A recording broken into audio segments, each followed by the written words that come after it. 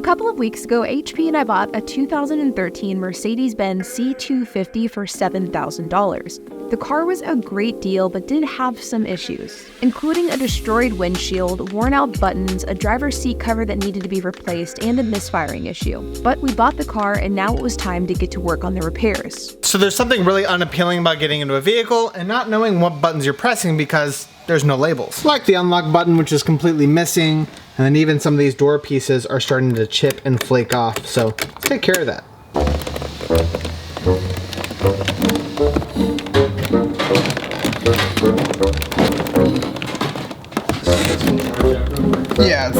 Yeah, it's fine.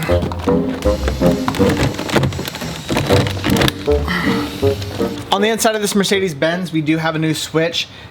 They are pretty relatively easy to replace on any other vehicle. Typically, you just go yeet, and then it comes right off. You unplug it. This one is a Mercedes-Benz, so naturally it has to be incredibly hard for no reason.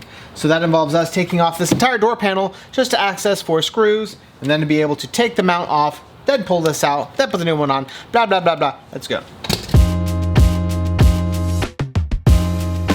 The solution for the buttons were a combination of replacing the existing buttons and using stickers. For the door and the steering wheel, we just decided to replace the buttons and switch assemblies. This is because we were able to find some really great replacements for an incredibly cheap price on eBay, with the door button replacement costing less than $25 and the steering wheel button replacements costing less than $50. So while they were more expensive than something like a sticker, the quality was significantly better.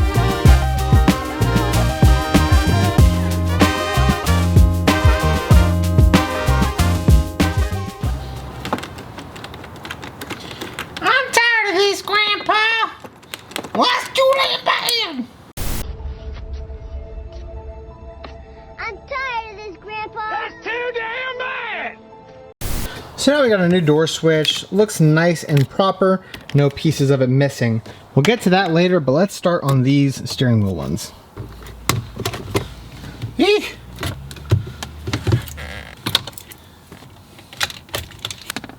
Now, that is the only downside, is that they are not metal, but they are complete, which is fine. But I think it's going to be a nice contrast versus just all chrome buttons. Clips right in.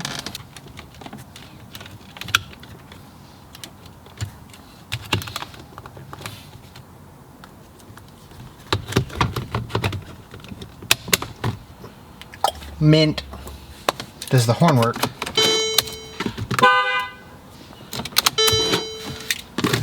Good as new.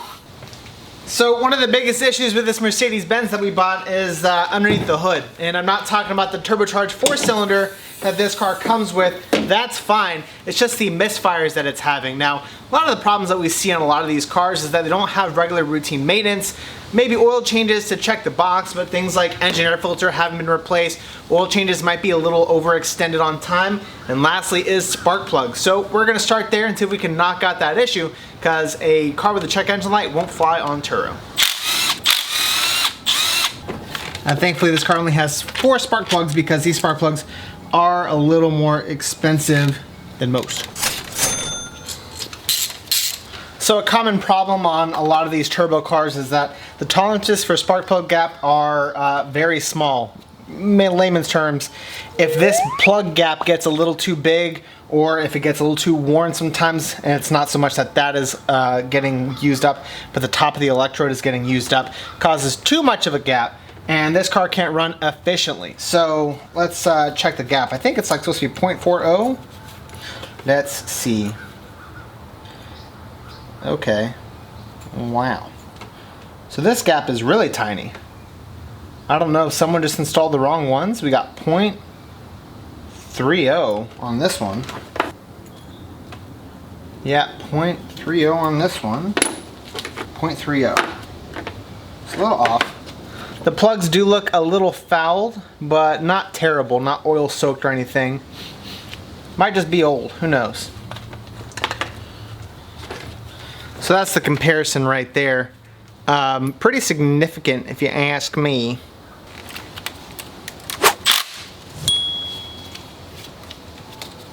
Now, on most conventional vehicles, engine air filters are very easy to open, but on Euro vehicles, unfortunately, they add another bit of complexity to it, and the fact that there's special hex head bolts to remove this filter, which means that if somebody comes in here and they want to check that, they're going to be like, oh, I don't have that. I'll be right back, and then they kind of forget about it and never do anything about it. So it makes routine maintenance a little less done. Woo! Oh my god. Yo! That thing is clogged. This car can't breathe.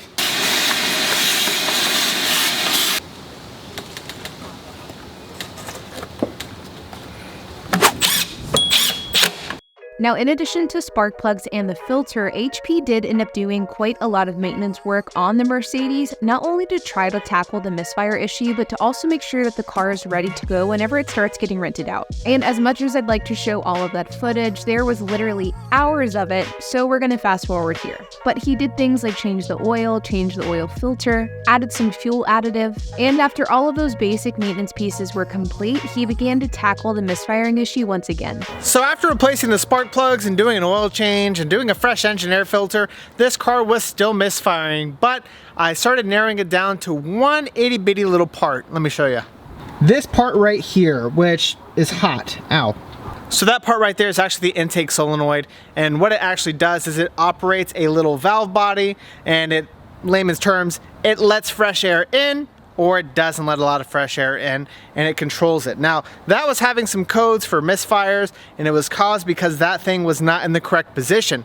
Now, upon further inspection, it was missing one bolt, which I replaced it with my own bolt right here. Now it's perfectly sealed, and while I was in there, I just kind of took a little bit of a random guess. If it wasn't opening at the right time and it was letting in too much air, I decided to flip in a different position, changing the starting position, start up the car, and eureka. No more misfires and no more check engine light.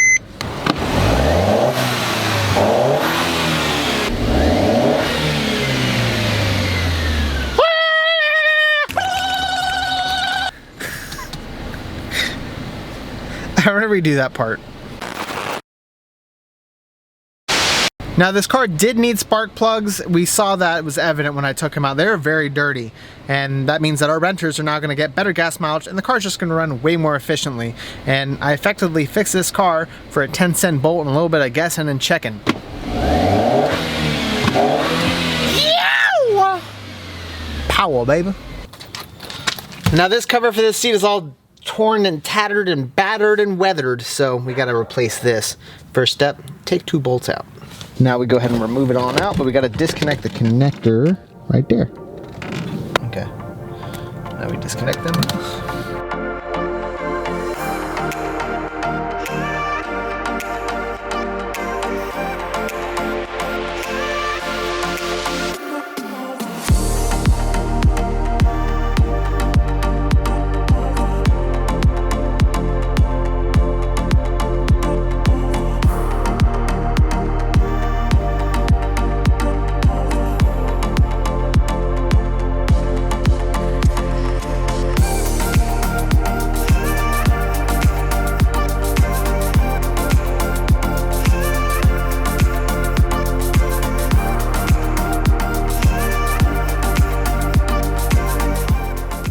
And finally, after 2 whole months, this Mercedes-Benz is complete. Now, it's actually been listed on Turo for the past month because we were waiting on the seat cover, and honestly, this car was 99% complete, so we just listed it with the seat damaged. So we found that as long as we set the expectation for the guest that, hey, this driver's seat does have damage, but everything else is immaculate, they are completely fine with it. And we did show it in our listing photos, so we weren't hiding anything. But let's recap all the stuff that we changed on this Mercedes to get it ready. The first thing we did was the windshield, because this thing was super cracked and it wasn't gonna pass the next state inspection, and you can't see out of a cracked windshield. A minor change that makes a huge difference is getting this completely perfectly color matched rear tow hook eyelet installed. And arguably the biggest reconditioning of this vehicle was this driver's seat replacement and getting this nice and buttoned up with this OEM looking seat cover and getting all of the buttons changed out for non-faded and missing emblems on them. I was actually driving this car the other day and I was blown away at how nice this turned out. Like, the buttons are so great. The seat is amazing. Like, this is an incredible car for what, $7,500 all in? Yeah, pretty good. And lastly was getting the engine issues fixed with that 10-cent bolt that I actually had lying around to fix the misfire issues and some new spark plugs just in case I didn't fix it. And this car is running smooth. Now this car has been listed on Turo for the past month on and off while we fix some of the repairs here and there. And we have it listed for $45 a day and it's raking in money already. But guys, as always, be sure to hit that like button, hit that subscribe, and hit that notification bell. And we'll see you in the next episode.